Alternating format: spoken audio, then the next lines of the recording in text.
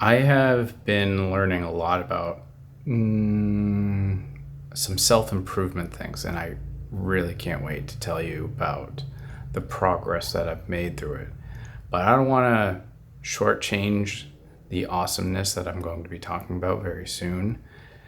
But I do want to talk about one of the lessons that I've learned through this new process of kicking bad habits, let's just say, to sum it up. So, I have always considered everything having to have a payoff, a pain to sacrifice, or a discipline to go through. And through this, I'm realizing there's a number of things that I've learned. The first step is that that's not necessarily true.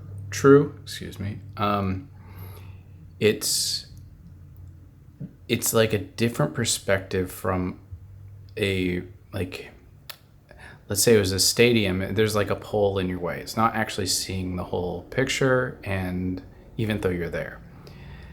One of the key ingredients to really opening up your mind, and I'm practicing it now, I'm going to be practicing it in future videos, I'm going to be practicing it in all my teachings now, is a sharing at a slower speed and a learning at a slower speed. Now, I don't mean slower than the proper speed.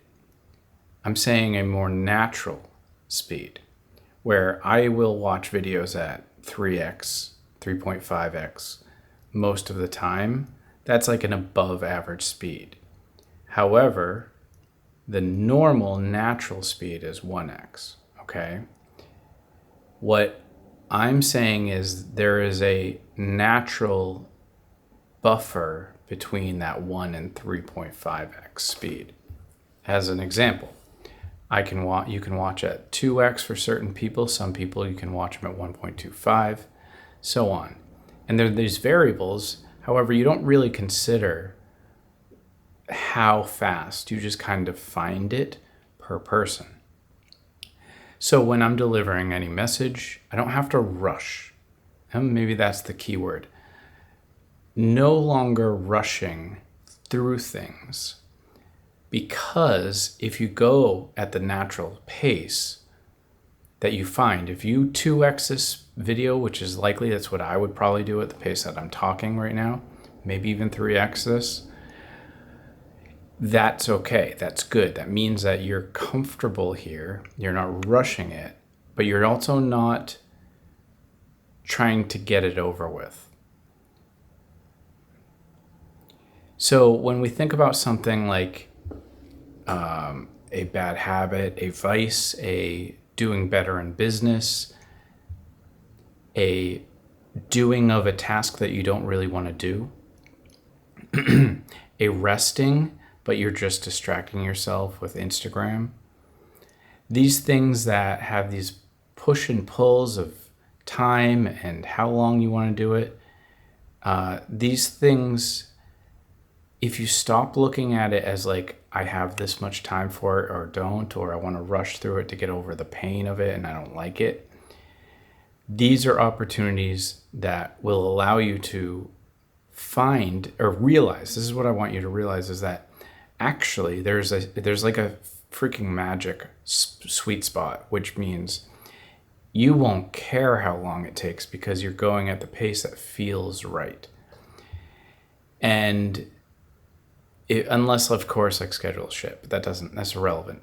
What I'm saying is, let's say you go to the gym and you're like, oh, I don't really want to be here. Let me just get this over with. Well, if you actually just slowed down, you would find yourself not actually trying to get it over with because it's that slightly less painful, or, maybe you can lift a little bit lighter, a more natural feeling for that moment. So I'm really learning that there is a secret in the world that says, hey, you don't actually have to listen to everyone and anything that you've ever taught. There isn't always a payment for anything that you go through. It sometimes is actually just easy on its own. And this is a really weird concept to me, that sometimes things that you would naturally say have a price to pay have zero price, that you can win more than you've ever won before and pay nothing for it. You can lose weight without feel like you're sacrificing. You can make money without feeling like you're working. This is what I'm saying. And I'm going to be talking more about this in specific of how you can do it. But this weird lesson it's like a third eye opened up that I didn't even know was existing, that it existed, a perspective on this kind of development as a person. And I promise you, you can do whatever you want without any sacrifice.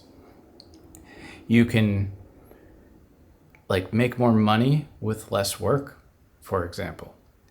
And to give you a little teaser, it's a little bit more about doing things the right way, right? So, I mean, there's the thing that you can do to make your day better. There's the thing that you can do in your day to make tomorrow better, or the thing you can do to make more money.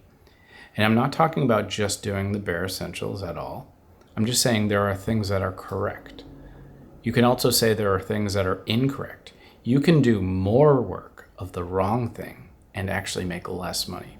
And that is the side that most people would agree. And that's what I'm trying to say, is actually there's a whole nother side to these things. And I really cannot wait to start sharing things. However, I think it would be a little bit more convincing and helpful to be able to show something beforehand. I want you to really believe in me before you listen to me, and I want to prove it. So I'm currently proving it to myself, and I'm already excited about the results, very excited about the results.